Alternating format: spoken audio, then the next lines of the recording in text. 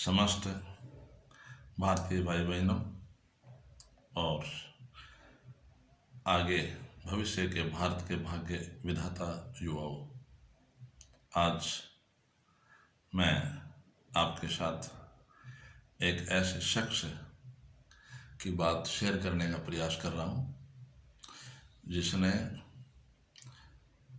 हम लोगों के बीच अपना जीवन केवल और केवल परहित कारण ही व्यतीत किया। आप नाम से वाकिफ हैं, सर छोटू राम जी। मैं इच्छा हुई कि हमारा ये आर्यव्रत का जो इतिहास है, इसमें बहुत आदमी ऐसे हुए हैं जिनको लोग जानते तक नहीं है, हमको जानना चाहिए। मैं आपको बताऊं, सर छोटू राम, आपको सर की उपाधि अंग्रेजों ने दी। आपके जो कार्यक्रम थे, प्रभावित होकर अंग्रेज आपके जो कर्मों पर अपने आप को एक योग्य व्यक्ति की भूमिका के रूप में आपको पाया और उन्होंने आपको मान सम्मान दिया। एक खास बात, उस व्यक्ति की खास बात ये थी कि वो जाट समुदाय से था। जाट ये वर्ण व्यवस्था का भाग है। बाकी सर छोटू राम में ये अवगुण नहीं था, गुण था। कौन सा गुण था? जाट का गुण था। कौन सा? J justiceful nature, A quality administrator, T truthful nature. वो सदा सत्य बोलते थे। और एक बात खास कि असहाय की सहायता करना उनका अपना परम धर्म था।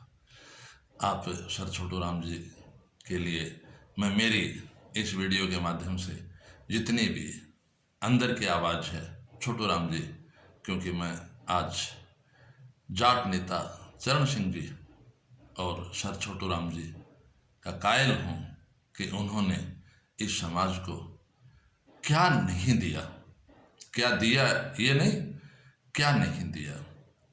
24 नवंबर 1881 को आपने झज्जर, जो हरियाणा का एक ज़िला है, उसके गढ़ी सांपला नाम के गांव में आपका जन्म हुआ।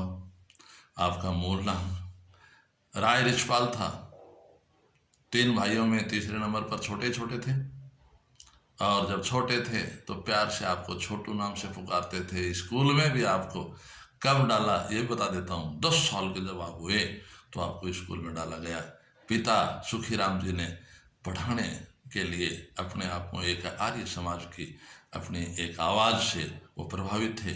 उनकी इच्छा थी कि मेरे पुत्र पढ़ें लिखें गुणें और समाज के काम आए। छोटू राम जी 10 साल के थे, स्कूल में गए। अब मैं आपको बता दूं, 1881 से जिस व्यक्ति ने अपना जीवन सफर चालू किया होगा, और मैं आपको बता दूं 1903 में वो इंटरमीडिएट कर गए। 1905 में, ये आपको मैं एक बहुत अद्भुत विलक्षण बात बताने का प्रयास कर रहा हूँ कि उन्होंने बीए किया 1905 में, वो भी संस्कृत विषय से किया आर्य समाज के प्रभाव के कारण। और सेठ छाजूराम जी की प्रेरणा से उन्होंने संस्कृत में अपने आप को बीए स्नातक की शिक्षा से पूरित किया। और मैं आपको बता दूं 1911 में जाकर के, बहुत कम ऐसी बातें जो वास्तव में बताने लायक हैं वो तो सारी बताऊंगा। 1911 में उन्होंने आगरा से वकालत की पढ़ाई करी। बीए की डिग्री दिल्ली से क्रिश्चियन स्कूल से की, क्यों लाहौर गए थे। सेठ छाजूराम जी की इच्छा थी कि लाहौर पढ़े, क्योंकि वित्तीय रूप से छोटू राम जी को जो आर्थिक सहायता दी गई थी पढ़ाई के लिए, वो सारी छाजूराम जी के द्वारा दी गई थी। छाजूराम जी, आप देखो मैं आपको बता रहा हूँ, गौर से सुनना। सेठ छाजूराम नाम आप सभी समझ रहे होंगे कोई बढ़िया होगा, नहीं, चौधरी छाजूराम लांबा चौधरी छाजूराम लांबा जो जाट थे और उस समय के एक 10वीं पास आदमी और अपने आप को समाज के लायक बनाने के लिए भाग रहे थे। और वो भागते भागते यहाँ से कलकत्ता चले गए। कलकत्ता में उन्होंने एक व्यापार किया, जूट मिल के जो अंग्रेज व्यापारी थे उनसे साझा करके और एक बहुत बड़े व्यापारी बन गए। और वहाँ उनका नाम चौधरी छाजूराम नहीं होकर के सेठ छाजूराम हुआ। उन्होंने उन लोगों की, व्यापारियों की मदद की जो टूट रहे थे। टूटते व्यापारी को साँठना, ये प्रेरणा बनियों की नहीं है, ये जाट सेठ छाजूराम जी की है। अब आज के जाट में और उस समय के जाट में कितना फर्क था। मैं तो ये मानता हूँ या तो जाट है या भगवान है। यानी जो गुण भगवान ने मनुष्य को दिए हैं केवल जाट में दिए हैं। अब कोई जाट ये कहे कि मैं जाट हूँ, दूसरी जाति के व्यक्ति क्या हैं, ये तो देखो पढ़ाई पूरी नहीं हुई होगी, बीए कर लिया, एमए कर लिया और लोगों की इज्जत लेने के काम चालू कर दिए, ये तो एक अलग बात है। बाकी जाट इस सृष्टि का कंट्रोलर है, नियामक है। जाट से सब कुछ जिंदा रहा, प्रकृति जिंदा रही है। मैं तो ये मान के चलता हूँ, मेरा जो जीवन है वो, हालांकि मैं जातिवाद में विश्वास नहीं करता, फिर भी मैं ये मान के चलता हूँ कि हे ईश्वर, तूने इस जाट जाति को बनाया और जाट जाति में ऐसे लोगों को बनाया जिन्होंने गरीबों की मदद की होगी, जैसे सर छोटू राम जैसे बहुत लोग आपने तैयार किए। हे परमात्मा, तेरा हम शुक्रगुजार है। चलो, हम छोटू राम जी की बात कर रहे थे। छोटू राम जी के लिए मैं आपको एक बात बताऊं। अब निगाह करने की बात यह है, छोटू राम जी वकालत करने लगे।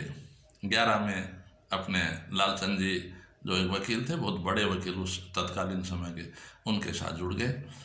16 में उन्होंने कांग्रेस ज्वाइन की। 20 में नेहरू जी और गांधी जी से वो कहीं न कहीं मतभेद के कारण कांग्रेस को छोड़ चुके। 1923 में उन्होंने जमींदारा पार्टी बनाई और 1926 में फिर मैं छाजूराम जी की बात आपसे शेयर करूंगा। मैं केवल कहना छोटू राम जी के लिए चाहता हूं, परंतु छोटू राम जी को भी बनाने वाला कोई था। Godfather of Chhotu Ram is Chhajuram. Chhajuram ji Chhotu Ram ji के धर्म पिता थे। सारी आर्थिक मदद छाजूराम जी ने की और ये सोच के की कि मैं देश के लिए एक ऐसा व्यक्ति तैयार कर रहा हूँ जो आम गरीब और मजदूर के बहुत काम आएगा। और छोटू राम जी ने ऐसा करके भी दिखाया। छाजूराम जी 1926 में एमएलसी के चुनाव होने थे। छोटू राम जी चूंकि बाहर गांवों के लोग थे, उनको तो प्रभावित कर गए थे, पर शहरी क्षेत्र छोटू राम जी के पक्ष में नहीं था। शहरी लोग ये सोचते थे कि छोटू राम यदि आ गया चुनाव में तो अच्छा नहीं होगा, तो बड़ी बगावत थी। छोटू राम जी समझ गए थे अब तो धर्म पिता छाजूराम जी को ही लाना पड़ेगा। कलकत्ता से छाजूराम जी को यहाँ लाया गया और चौधरी लाजपत राय के सामने चुनाव लड़ा गया। अब देखिए आप लोग किसकी बात कर रहे हो, लोग कहाँ उलझे हुए हैं, क्यों दुनिया भले आदमियों की इज्जत लेने पर तुली हुई है। वो थी शख्सियत। छाजूराम जी को छोटू राम जी ने कहा, पिताजी आपको चुनाव लड़ना पड़ेगा। छाजूराम जी बोले, भाई पैसा खर्च कर दूंगा, चुनाव लड़ाओ, किसी को जिताओ, जीत जाएगा, पैसा खर्च कर देंगे और अच्छे काम करवाओ लोगों से। आर्य समाज का प्रभाव उनके अंदर शुरू से था। एक वणिक कर्मकार यानी व्यापारी होने के बावजूद भी वो गरीबों के मसीहा थे छाजूराम। तो छोटू राम बताओ, अपने धर्म पिता छाजूराम का जो बेटा होगा वो उनसे कहीं कम थोड़ी हो सकता है, नहीं हुआ। अब छोटू राम जी ने क्या किया, छाजूराम जी को मनाया कि चुनाव लड़ना पड़ेगा। लाजपत राय जी बहुत भले आदमी थे, आपको बताऊं। सामने चुनाव हुआ, लाजपत राय जी को मिले 1901 वोट और छाजूराम जी को मिले 4524 वोट। कितना अंतर दोनों में। कलकत्ता रहने वाला छाजूराम, यहाँ लोकल लोगों की मदद करने वाला लाजपत राय हार गया। अब मैं जो ये वीडियो आप तक पहुंचा रहा हूं, मेरी आवाज़ मैं इसलिए नहीं पहुंचा रहा हूं कि आप छोटू राम को सुने ना, छोटू राम जी के वो काम सुने। छोटू राम जी ने छाजू राम जी को जिता लिया। दूसरे दिन छोटू राम जी छाजू राम जी के पास आते हैं और अपने पिता से कहते हैं, पिताजी आपकी जीत हुई, उसके लिए आपको बहुत बहुत बधाई। छाजू राम जी ने कहा, छोटू राम मैं जीत तो गया पर मैं हार भी गया। पिताजी हार कैसे गए बताओ? अरे लाजपत राय जो अपने से हार गया, आज उसके घर में उसके आत्मा में कितना दर्द है। तो बोले क्या करना है, गाड़ी लाओ, लाजपत राय जी के घर चलेंगे और उनसे आशीर्वाद लेंगे। वो तो आशीर्वाद देने आ नहीं सके क्योंकि एक चुनाव की हार का उनके कहीं न कहीं बोझ रहा होगा। अब देखिए साथियों, आप यहाँ विचार करो, छाजू राम जी ने छोटू राम जी को कहा चलना पड़ेगा। गए हैं, लाजपत राय जी औंधे मुंह पड़े थे क्योंकि चुनाव में हारने के बाद में स्थिति बड़ी खराब हो जाती है आम आदमी की। मैंने चुनाव लड़े तो नहीं है पर लोगों को चुनाव लड़वाए हैं। हारने वाले आदमी को हम नहीं संभाला है, जीतने वाले को तो हमने नहीं संभाला क्योंकि वो तो संभला हुआ रहता है। हारे हुए लाजपत राय जी के पास छाजू राम जी गए। छाजू राम जी और छोटू राम जी जो ही गए, लाजपत राय जी ने समझा कि ये अपने को बेइज्जत करने आए हैं। दरवाजे पर गए, लाजपत राय जी हम जीत गए, आप हार गए, तो आप हमें आशीर्वाद देने नहीं आए, इसलिए हमने सोचा कि लाजपत राय जी के पास अपन ही चले। लाजपत राय जी बड़े विचार में आए कि ये तो वो अपन सोच रहे थे उससे भिन्न बात है। बोले मैं तो चुनाव में थका हारा था। अरे भाई लाजपत राय जी, आप हारे नहीं हो, आप जीते हो। ये छाजू राम जीता है, ये लाजपत राय जीता है। और अब आप के दरवाजे पर हम आए हैं, हम नाश्ता पानी भी करके जाएंगे, खाना भी खा के जाएंगे, और आप हमें अगर नाराज़ करके निकालेंगे तो ये हमारे लिए अच्छा नहीं होगा। तो लाजपत राय जी तो दूसरे रास्ते में आ गए। वो सोचने लगे कि अब मैं क्या करूं। उन्होंने उनकी सेवा पानी की और छाजू राम जी ने कहा कि मुझे आप आशीर्वाद दो इस एमएलसी के चुनाव में जीत का, और ये छोटू राम है, इसको अपना बेटा मान करके इसको आगे का सहारा दो, इसके साथ काम करो और समाज के लिए कुछ करो, जिंदगी 2 दिन की है। तो ऐसे छाजू राम के बारे में और उसके पुत्र सर छोटू राम के बारे में कौन सी बातें और नहीं करने के लायक बची हैं बताओ। अब सुनिए आगे, वही छोटू राम जी 1926 के बाद में 1935 में चुनाव हुआ। एमएलसी के चुनाव में 173 सीट थी। पंजाब, संयुक्त पंजाब इसको कहते हैं। 173 सीटों में 99 सीट आपकी जमींदारा पार्टी और यूनियन निस्ट पार्टी जो सर छोटू राम जी ने स्वयं ने बनाई थी, उनकी जीत हुई, 99 सीटें जीती और वो कृषि मंत्री बने। उन्होंने कृषि से संबंधित जितने भी अंग्रेजों के दबाव के कानून थे उन सब कानूनों को हटाया। एक बार आपको एक स्थिति याद दिलाता हूँ। लाहौर एक किसान जिसका बैल भी ख़त्म हो गया, उसकी ज़मीन भी गिरवी आ गई और वो चारों ओर से तंग हाल हो गया। उसने कोर्ट में जाके दिया कि मेरी ज़मीन गिरवी है और वो मेरे से छूटनी मुश्किल हो गई है, अब मैं आगे खेती कैसे करूँगा, तो कोई ऐसी मुझे राहत दी जाए। तो जज ने मजाक में कहा कि भाई ऐसी राहत देने के लिए तो आप छोटू राम जी से मिलो, उनकी एक लाइन लिखवा लाओ और वो जो लिख देंगे उसी को हम कानून मान लेंगे और उसके अनुसार आपको राहत मिल सकती है। वो छोटू राम जी के पास आया और काश्तकार जो ही आया, छोटू राम जी ने उसे गले लगाया और एक ऐसी कानून की व्यवस्था दी कि उसको राहत मिली। आज लोग याद करते हैं उस मजाक को भी, उस किसान के लिए याद करते हैं। मैं तो समझता हूँ कि सर छोटू राम, अब इससे बड़ी चीज़ और क्या हो सकती है हमारे प्रकृति में। अब थोड़ा सा मैं आगे बढ़ूँ, सर छोटू राम जी के बारे में आपको कहूँगा वो बातें, वो प्रामाणिक बातें।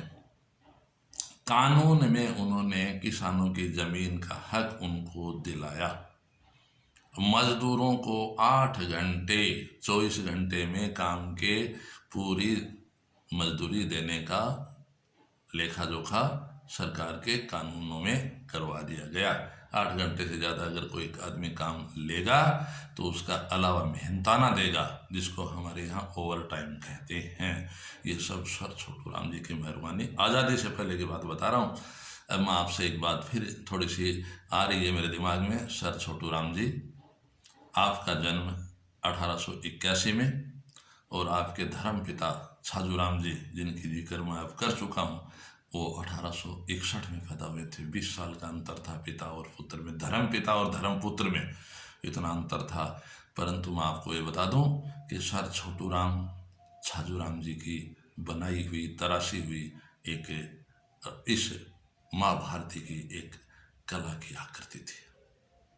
सर छोटू राम जी, आगे की बात करें, सर छोटू राम जी ने क्या किया। सर छोटू राम ने जब इस तरह के कानूनों में बराबर कहीं जरूरत पड़ी, उस समय छोटू राम जी आगे बढ़ करके गरीब कल्याण में, मजदूर के कल्याण में जुटे। और यहाँ तक कि उन्होंने उस समय की तत्कालीन व्यवस्था में गरीबों के मसीहा, रहबर आजम कहलाने का हक, और अंग्रेजों के एक और टाइटल जिसको नाइट की उपाधि कहते हैं, सर की उपाधि के बाद में नाइट की उपाधि अंग्रेजों ने आप छोटू राम जी को दी। अब बताओ, ऐसा आदमी इस देश में, गुलाम देश में, उस समय की स्थिति के बारे में, गुलाम देश में ऐसा आदमी कहाँ से मिलेगा। तो सर छोटू राम जी की अब यहाँ बातें बहुत हैं करने को सर छोटू राम जी की, और मैं अगले किसी वीडियो में आपको छाजू राम जी के बारे में, छाजू राम जी प्लस क्रियाकलाप छोटू राम जी के मिले जुले पिता और पुत्र के जो काम थे, जो समाज के थे, उन सब के बारे में आगे के किसी वीडियो में बताऊंगा। आज मैं इतना ही बताऊंगा, सर छोटू राम क्या अंतिम सत्य उनका क्या रहा। मैं आपको बताऊं, 1995 में, अपने पीछे 1995 में सर छोटू राम के नाम से भारत सरकार ने डाक टिकट जारी कर दिया था। हैसियत तो थी ना। सर छोटू राम जी के बारे में और बात करूं, सर छोटू राम जी चाहते थे कि मेरा देश आज़ाद हो, मैं आज़ाद देश में 5 मिनट भी अगर सांस लूं तो मुझे सुकून मिलेगा कि मैंने मेरे देश को आज़ाद करवाया था। मैं मेरे आज़ादी के दीवाने थे, उनके साथ था। पर दुर्भाग्य की बात है, 1945 की 9 जनवरी 1945 को थोड़ा सा उनकी झटका लगा, और शक्ति भवन, जिसको नीली कोठी के रूप में लाहौर में स्थापित है, 70,000 रुपये में छाजू राम जी ने छोटू राम जी को बना के दी थी लाहौर में रहने के लिए, और एक 30,000 में पहले बना के दी थी, वो रोहतक में बना के दी, वो नीली कोठी। नीली कोठी ऐसी एक बिल्डिंग का नाम है साथियों। उस समय या तो आनंद भवन था, जिसके 21 दरवाजे हुआ करता था, जिसमें नेहरू जी रहा करते थे, मोतीलाल नेहरू के बेटे। आनंद भवन का नाम था, या बिरला मंदिर दिल्ली का नाम था, या तीसरे साबरमती आश्रम, गांधी जी के आश्रम का नाम था। उसमें उस नीली कोठी रोहतक वाली का भी नाम था साथियों। उस स्थिति में 70,000 की कोठी लाहौर वाली में, मैं आपको बताऊं, सर छोटू राम जी ने अंतिम सांस लिया था, और उनकी जो धर्म पत्नी थी गौरा देवी, वो उनके साथ थी। लोगों की इच्छा थी लाहौर इनका अंतिम संस्कार किया जाए, उनकी अर्धांगिनी ने कहा नहीं, इनका अंतिम संस्कार रोहतक में किया जाएगा। पत्नी की इच्छा थी, वो रोहतक में ही हुआ। चंदन की लकड़ियों के बीच में सर छोटू राम जी 1945 में चले गए, देश आज़ाद 47 में हुआ। तो मुझे बहुत दुख है इस बात का कि एक आज़ादी का दीवाना, एक शिक्षा का अलग जगाने वाला एक परवाना, जो आज़ाद देश को नहीं देख सका, और उसने आज़ादी देखने के लिए हम लोगों को आगे की इस लाइन में छोड़ा। हम उनका उपकार कैसे भूल सकते हैं। अब मैं आपसे उस समय की बात बताऊं, सर छोटू राम जी एक बार हमारे देवरोड में आए थे। मैं झुंझुनू की बात कर रहा हूँ, झुंझुनू के जाट नेताओं की बात कर रहा हूँ। सर छोटू राम क्या थे, आज के नेता क्या हैं, आज के पढ़े लिखे आदमी जो दुनिया के पैमाने पर खरे नहीं उतर रहे हैं, वो क्या हैं, वो कौन थे। सर छोटू राम जी, कुंवर पन्ने सिंह देवरोड वालों ने एक मीटिंग करी थी यहाँ, और उस समय सर छोटू राम जी ने कहा था, पहला स्टेटमेंट उनका था कि बालक और बालिकाओं को पढ़ाओ, ये अंग्रेज ऐसे नहीं भागेंगे। बालक और बालिकाओं को पढ़ाओ, लड़कियों को ज़रूर पढ़ाओ, क्योंकि लड़के तो कुछ पढ़ा लेते हो, लड़कियां नहीं पढ़ती हैं। तो उस समय तत्कालीन लोगों ने कहा कि लड़कियों को इज्जत का सवाल है। अरे इज्जत काहे की सवाल है, ये लड़की जो घर की लक्ष्मी होती है, बाहर जब जाएगी तो बाहर सुगंध बिखेरेगी, चारों ओर हमारी इस बालिका के द्वारा सुगंध बिखेरी जाएगी, और इसको अगर आप यूं ही एक कटघरे में रख दोगे तो सर छोटू राम जी की जो वहाँ एक समूह की एक जो व्यवस्था थी, लोगों का हुजूम था स्टेज पर, सर छोटू राम जी ने लोगों को तैयार किया था और अपनी आवाज़ में क्या कहा था, सब लोगों को एक बालिका की आवाज़ उन्होंने ये दी थी, अरे आओ आओ ये मेरी संग की सहेली। छोटू राम जी की आवाज बोल रहा हूँ, ये तनसुख की आवाज नहीं है। आओ आओ ये मेरी संग की सहेलियो, बात नई एक चाली भाण विद्या बिन रह गई खाली।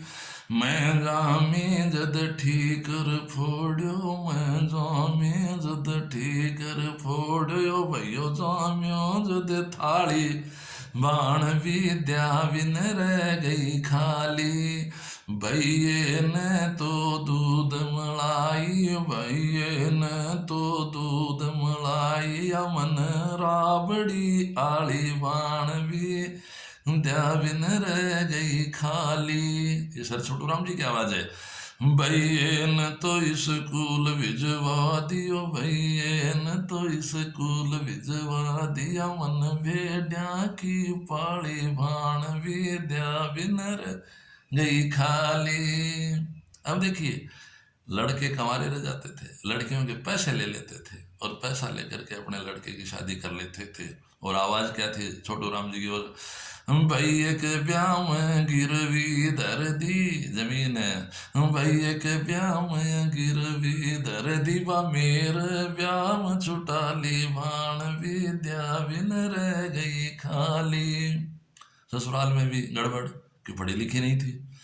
द्योर जिठानी मेरी पढ़वा चाली, द्योर जिठानी मेरी पढ़वा चाली, मैं मांझू मैं थाली बाण विद्या बिन रह गई खाली।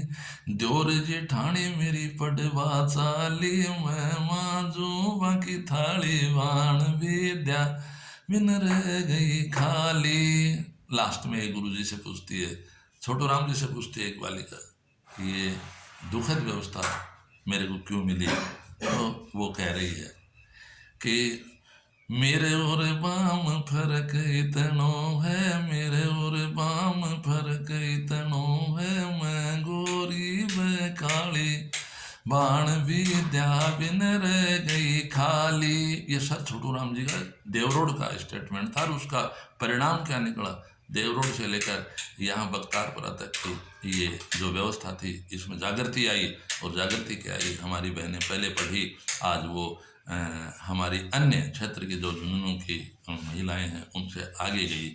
तो अंतिम श्रद्धांजलि स्वरूप उस बैठक का एक भाग जो बताना चाहता हूँ, सर छोटू राम जी ने उस समय सब लोगों से एक बात कही थी कि लोगों, आप अपनी लड़कियों को पढ़ाना चालू करो, बालिका पढ़ जाएगी निश्चित रूप से तो हमारा ये भारत माता का कल्याण हो निश्चित है। और एक सबसे बड़ी बात ये भी रही कि जब तक बालिका नहीं पढ़ पाएगी तब तक हमारे 2 घरों की मालिक ये लड़की जो अपने मूल जन्म घर और ससुराल दोनों जगह का कल्याण करने की उसकी जो अपनी व्यक्तिगत सोच है उसमें वो अधूरी रहेगी। और ऐसा जब मैं ये समझता हूँ कि जब हुआ होगा और लोगों ने चेतना के स्वरूप इसे स्वीकार किया होगा तो निश्चित रूप से आप महसूस कर रहे हैं कि आज हमारी लड़कियां कल्पना चावला के रूप में समझ लो, चाहे इंदिरा के रूप में समझ लो, चाहे लक्ष्मीबाई के रूप में समझ लो, चाहे अन्य किसी ऐसी वीरांगना के रूप में जिन्होंने शास्त्रीय आधार में भी कभी पुरुषों को, मंडन ऋषि की घरवाली तक ये ऐसी विदुषी महिलाएं हुई ना जो अपने पति को भी नहीं हारने दिया शास्त्रार्थ में। तो ऐसा हमारे देश में ये सनातन भारत है। इसमें सर छोटू राम जी ने संस्कृत से बीए थे, संस्कृत के विद्वान थे, पर उनका जो मूल मकसद था वो मानव कल्याण था। और अंतिम लाइन सर छोटू राम जी को हर एक, छोटू राम जी कहते थे हर एक आदमी एक दूसरे सक्षम आदमी दूसरे असहाय आदमी को शिक्षित कर दे, मेरा भारत महान होगा। जगत गुरु कहलाने का जब पुराना अपना रुतबा है, वो रुतबा इसी हालात में कायम रह सकेगा। और उन्होंने अंतिम लाइन अपने उसी बालिका के नाम से जो आज पढ़ लिख गई, केवल और केवल वो सब तरफ से पढ़ाई तो कर गई, पर वेदों का उसे ज्ञान नहीं है। आर्यों का जो अपना कर्म है उस पर वो थोड़ी सी कमज़ोर है। तो एक दामाद और एक लड़की जो ससुराल जा रही है, तो उस लड़के के ननद एक लाइन के रूप में छोटू राम जी की आवाज़ में आप तक पहुंचाऊंगा। उन्होंने क्या कहा था, आज वो लड़की क्या है, वो पढ़ी लिखी खूब है पर उसे वेदों का ज्ञान नहीं है। तो वेदों का ज्ञान होने के बाद में सनातन संस्कारों में आदमी कमज़ोर नहीं रहता, और नारी जब वेदों की ज्ञाता है तो उससे बढ़ करके और समाज कल्याण का कार्य कोई और हो भी नहीं सकता। तो एक लाइन छोटू राम जी के नाम से आप लोगों को चेतना स्वरूप कहना चाहूँगा। और छोटू राम जी ने क्या उस आवाज़ में, अरे मारे बाई जी न वेद, हमारे बाई जी न वेद, पढ़ा दो जी मारा लाडला ननदोई, हमारे बाई जी न वेद, पढ़ा दो जी मारा लाडला ननदोई। बाई जी मारी सत्य की चादर ओढ़े, बाई जी मारी सत्य की चादर ओढ़े, बाई जी मारी ज्ञान गुदड़ी बिछावे, बातों सत्य की बासत संग गयूं गावे, वो मारा लाडला ननदोई। तो सर छोटू राम जी ने हमारी बालिका को इतनी ताकत दी थी, आज उस ताकत के बल पर हम हमारी बालिकाओं के सहारे हमारे संस्कारों को और उन्नत करते जा रहे हैं। इसी के साथ मैं इस वीडियो के माध्यम से आपको पुनः सर छोटू राम जी को सच्ची श्रद्धांजलि, उनके द्वारा हमारी बालिका को पढ़ाने के लिए, आगे बढ़ाने के लिए जो कर्म थे छोटू राम जी के, उनको हम लगातार सतत रूप से जारी रखेंगे। और मेरी माँ भारती के लिए उन लोगों को याद करते रहेंगे, यही सच्ची श्रद्धांजलि है। इसी के साथ जय हिंद, जय भारत।